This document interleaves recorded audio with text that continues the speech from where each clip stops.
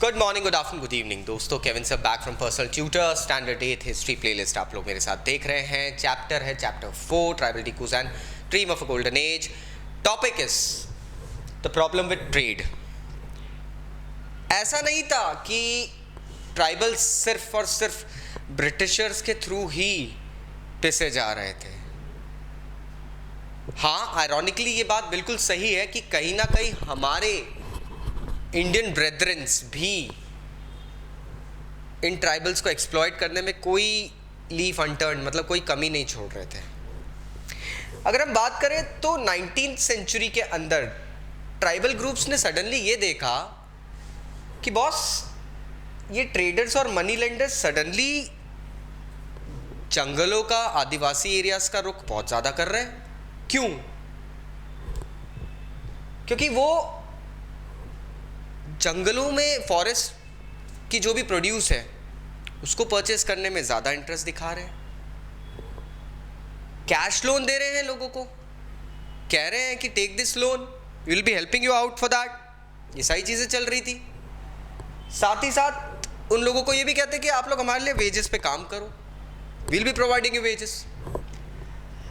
Tribal groups को थोड़ा सा टाइम लगा इस चीज़ की इंट्रिकेसी, मतलब इसके पीछे हिडन मोटिव समझने में। सब कुछ सही नहीं था boss, some things were really going wrong and that was happening over here.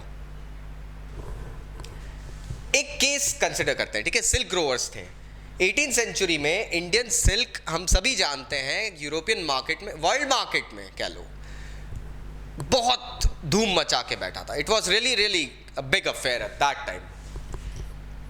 और ये जो इंडिया का जो एक्सपोर्ट था ना, वो भी बढ़ रहा था। ईस्ट इंडिया कंपनी ने सिल्क प्रोडक्शन बढ़ाने के लिए सडनली बहुत कोशिश करना शुरू करी, क्योंकि यूरोप में इंडियन सिल्क की बहुत डिमांड हो रही थी। हजारीबाग एक डिस्ट्रिक्ट है आज के प्रेजेंट डे झारखंड में।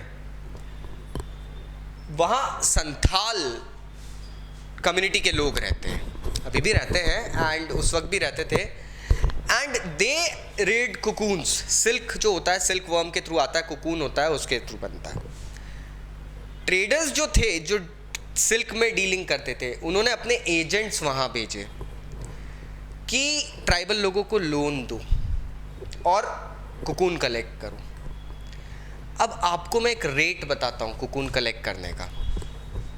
जो ट्राइबल्स थे उनको 3 से 4 रुपया, उस वक्त रुपया चलता था, अभी रुपीज़ होता है या रुपए होता है, उसमें रुपया था, इंडियन रुपया। 3 से 4 रुपया 1000 कुकून्स के लिए दिया जाता था। और बाद में उन कुकून्स को ही ले जाकर गया में, बुर्दवान में, ये हम बात कर रहे हैं बंगाल, वहाँ पे या बिहार में, वहाँ ले जाके उनको 5 टाइम्स द रेट, मतलब 15 या 20 रुपीज़ में बेचा जाता था। तो you can see the difference. अब हो ये रहा था, जो मिडिलमैन थे ना, जो ये ट्रेडिंग के लिए पहले कम में खरीदते थे, महंगे बेचते थे, they started earning sky rocketing profits. बहुत अच्छे खासे प्रॉफिट्स अर्न करने लग गए।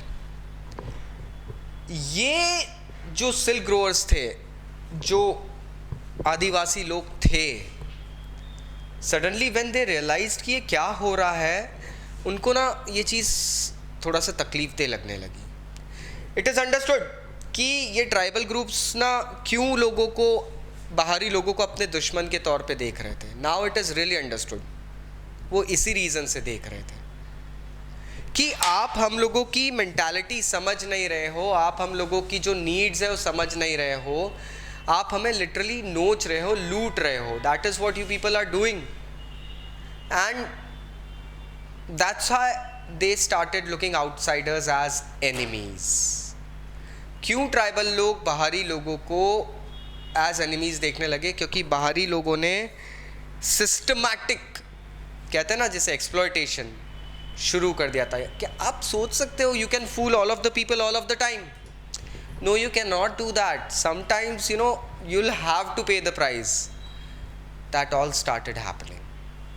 जानने के लिए आगे के वीडियोस देखना। I hope now the doubt is clear. कुछ भी अगर डाउट्स, रेसिडुअल डाउट्स रह जाते हैं, नीचे कमेंट बॉक्स में बिल्कुल कमेंट करना। Thank you very much. Start studying. Bye bye.